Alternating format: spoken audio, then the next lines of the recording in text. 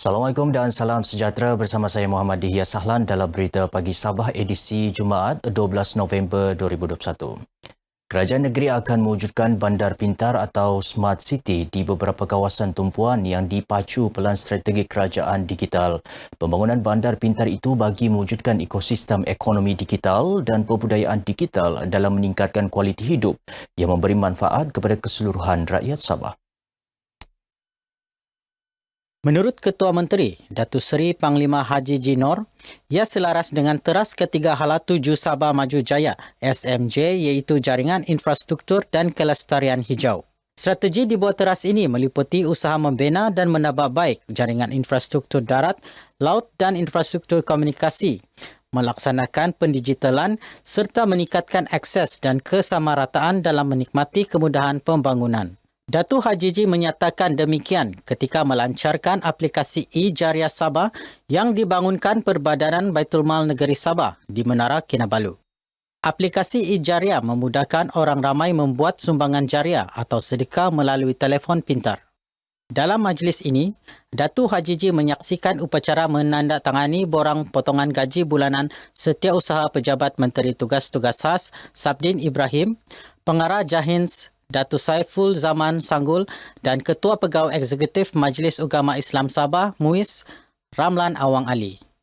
Turut diadakan penyerahan cek curah masing-masing daripada kumpulan wang amal jariah korporat Lembaga Pelabuhan Sabah sebanyak RM150,000 oleh Pengurus Besar Lembaga Pelabuhan Sabah, Felix Liangson dan Felda Wilayah Sahabat sebanyak RM283,025 oleh Pengarah Wilayah Felda Sahabat Yusof Ismail kepada Pengurusi Perbadanan Baitul Mal Negeri Sabah Omar Rasul As-Salam Shah Sulaiman Omar.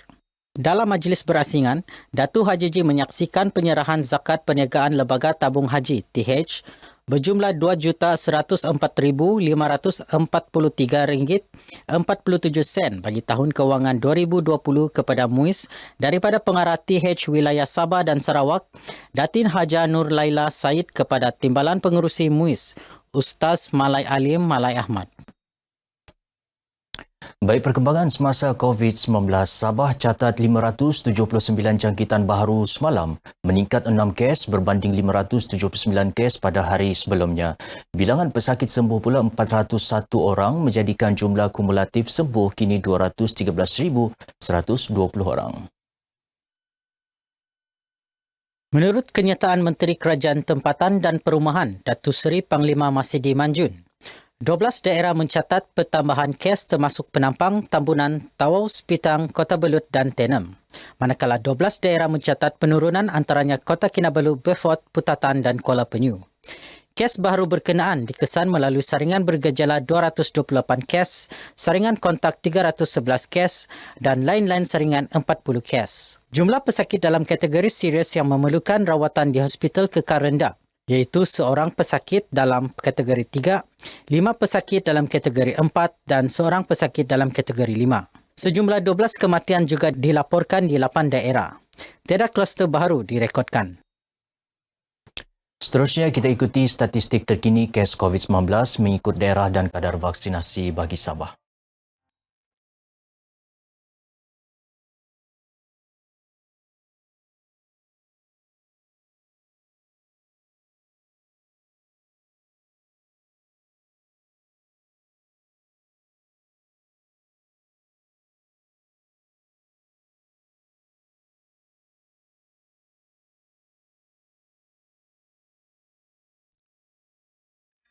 Susulan tahanan Depo Tahanan Imigresen DTI Papar meloloskan diri pada Rabu, seramai 2 daripada 7 suspek yang diburu polis berjaya ditangkap semalam.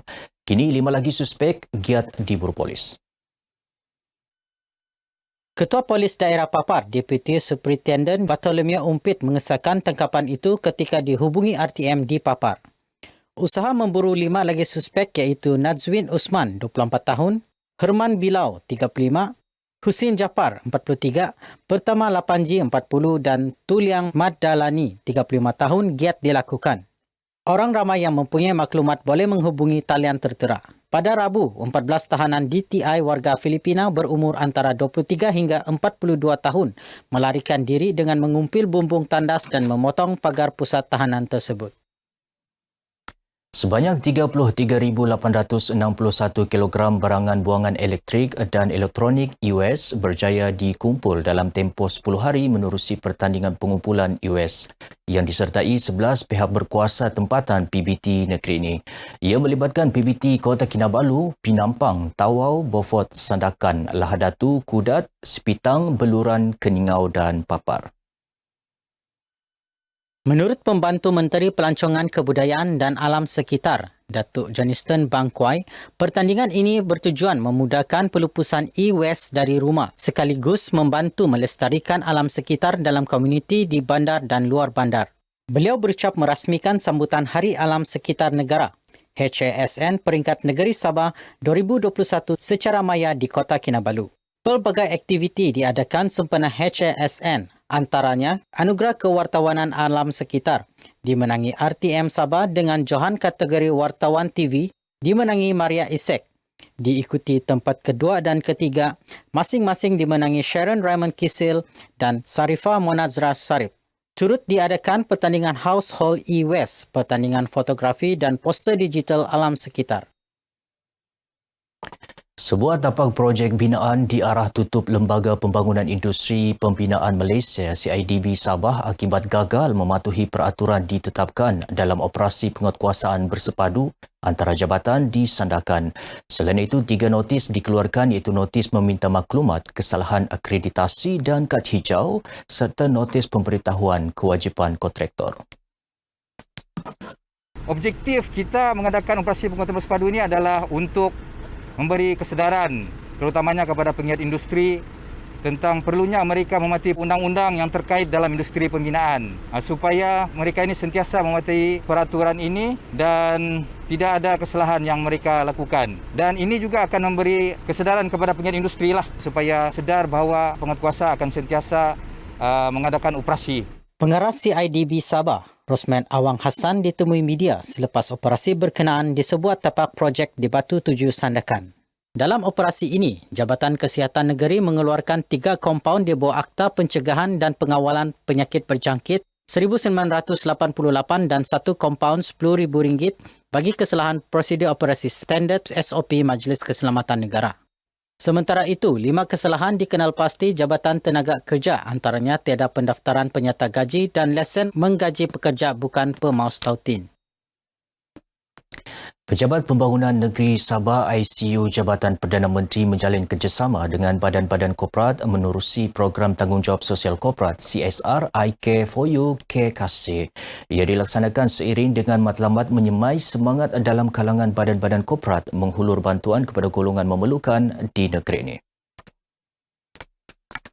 Pengarah Pejabat Pembangunan Negeri Sabah ICU Nur Alam Han berkata, bantuan melibatkan pemberian peralatan kesihatan kepada Ketua Isi Rumah KIR dan Ahli Isi Rumah AIR yang berdaftar dalam sistem e-Kasih atau Bank Data Kemiskinan Nasional di bawah Unit Penyelarasan Pelaksanaan ICU Jabatan Perdana Menteri melalui Pejabat-Pejabat Pembangunan Persekutuan Negeri. Dengan bantuan Bank Islam, kita melaksanakan program menziarah senarai dalam e-Kasih yang betul-betul memerlukan perhatian dan juga perlu santunan daripada kami. Menepati dengan kehendak kerajaan sekarang ini, keluarga Malaysia, di mana kita hendaklah sentiasa prihatin terhadap orang-orang yang memerlukan.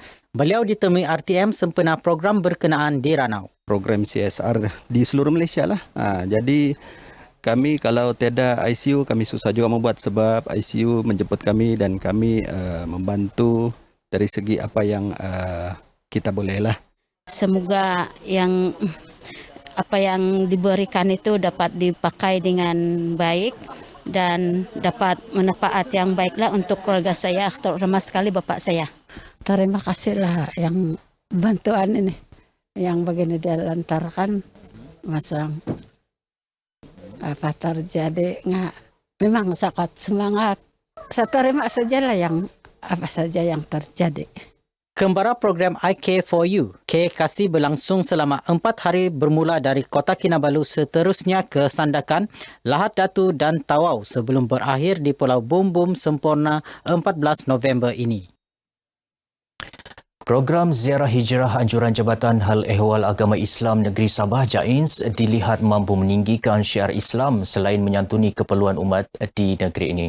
Pengarah JAINS Datuk Saiful Zaman Sanggul berkata program itu sekaligus dapat menyantuni saudara baharu selain menyumbang keperluan golongan itu di Sabah. Kebaikan program ini adalah kita menyantuni saudara kita juga, di mana usaha kita untuk mengikatkan hubungan kasih sayang antara kita. Selain daripada kita dapat menyumbang sedikit keperluan pada saudara kita ini. Beliau berkata demikian kepada pemberita selepas menyampaikan bakul makanan kepada 60 ketua isi rumah dan merasmikan kelas bimbingan saudara kita KBSK di Dewan Kampung Segangan Tunku, Telahat Datu. Menurut Datuk Saiful Zaman, melalui KBSK, saudara baharu diberi ilmu asas agama termasuk ilmu fardu ain dan fardu kifayah selain mengajar erti kehidupan sebagai seorang Muslim. Sementara itu, pemimpin pembangunan masyarakat kawasan Tunku, Abdul Momen Ancai menyifatkan KBSK sebagai program unik yang turut melibatkan masyarakat bukan Islam. Focal Person Kebangsaan Kumpulan Penglibatan Ibu Bapa, Komuniti dan Sektor Swasta Kementerian Pendidikan KPM akan mengadakan lawatan ke setiap pejabat pendidikan daerah secara berperingkat. Ia bagi membincangkan pelbagai isu pendidikan termasuk kemudahan infrastruktur yang diperlukan. Akan ke daerah-daerah yang lain lagi untuk memastikan penglibatan ibu bapa dan komuniti ini boleh bersama-sama sekolah di negeri Sabah ini untuk membangunkan pendidikan di negeri Sabah. Focal Person Kebangsaan KPM Sabah, Muhammad Arif Tun Sekaran ditemui RTM. Selepas mengetuai kunjungan hormat bersama Focal Person Daerah Papar, Rosmadi Hasmail terhadap Pegawai Pejabat Pendidikan Daerah PPD Papar, Suhaimi Matsya. Perbincangan kami pada hari ini adalah untuk membincangkan program-program seterusnya lah yang akan dibuat oleh pejabat pendidikan daerah Papar dan juga mungkin pejabat pendidikan daerah di negeri Sabah lah, dengan pihak Focal Person bagi memastikan isu-isu keciciran pelajar di negeri Sabah itu dapat kita atasi lah.